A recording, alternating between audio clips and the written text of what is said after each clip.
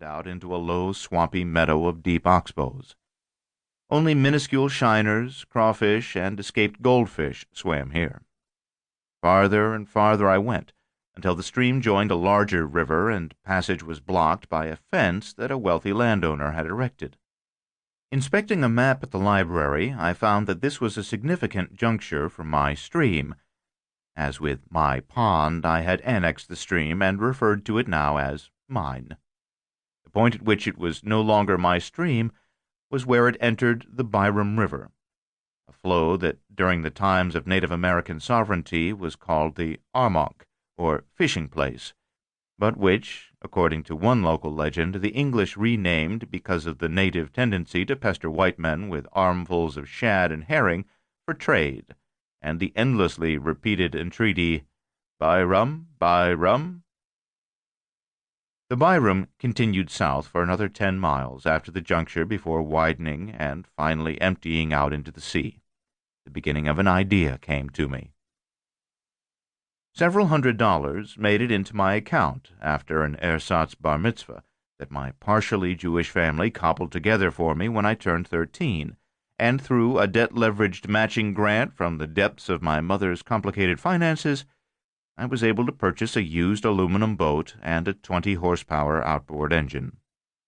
Using her good figure and her ability to forge solidarity with the working classes, she had been a friend of the American socialist Michael Harrington and was an experienced strike aide-de-camp, my mother persuaded the Greenwich harbor master to let us jump the waiting list for a boat slip at the Grass Island Marina.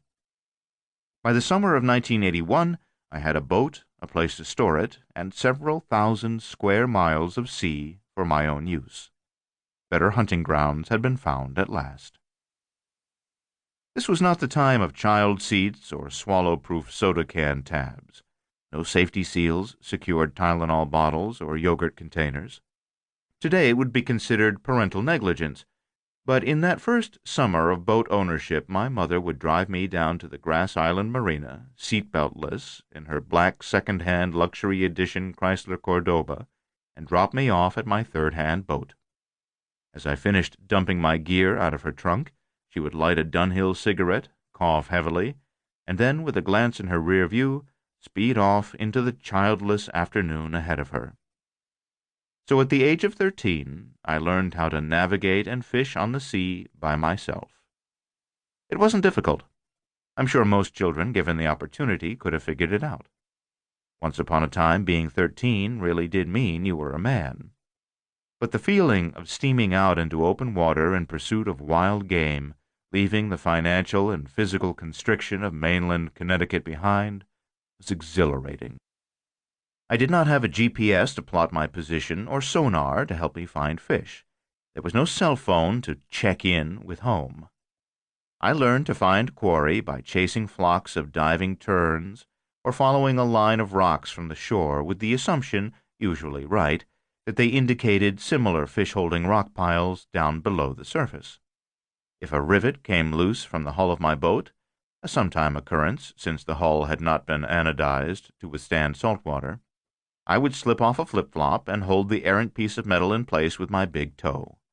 I was sometimes able to persuade my older brother to join me, but midway through that first summer he announced that he no longer wanted to kill things. I didn't mind. I was happy to be alone with the fish and the ocean. By my second year of boat ownership, I began to understand the flow of fish as they came and left Long Island Sound. St. Patrick's Day, around when the forsythias first bloomed, was the time to test the mudflats for flounder just off the Indian Harbor Yacht Club docks. By April, when the forsythia shriveled to brown and the dogwoods came into flower, mackerel would have passed into the Sound, and blackfish would be on the reefs surrounding Great Captain Island, a sure sign that it was time to put the boat in the water. Soon the lilacs would blossom, heralding the arrival of the first weakfish and porgies in May. And by the time lawns were being mowed with ferocity ashore, bluefish were coming into the harbors, devouring the mackerel and menhaden and everything else that had the misfortune to get in their way. Striped bass, the prize of prizes, were also rumored to make an appearance around this time, though